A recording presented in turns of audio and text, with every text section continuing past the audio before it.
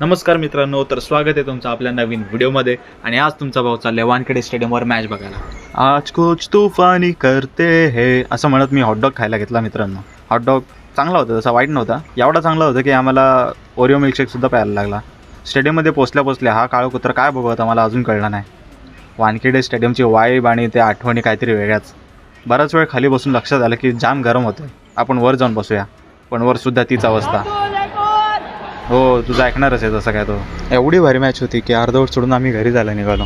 क्रिकेटनंतर FIFA खेळायचा बेत होता, त्यामुळे आम्ही मित्राच्या घरी पोचल्या सेटअप बिटअप केला, हातपाय पसरले आणि खेळायला चालू केलं. पण पहिले खाऊन घेऊया. अरे यार शी, जसं तो गोल चायनीज होता तसाच हा गोल होता. एक नंबर यार, कडक. घरी जायच्या वेळेलाच असं का होतं, कडकी मी आटा गेला चायला.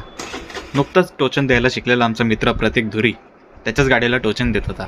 शेवटचं एकदाच फक्त जरा मोबाईल आडवा करा, कारण व्हिडिओ घेणार जरा आडवा होता. भाविक इकडे बघ. हो, चल बाय.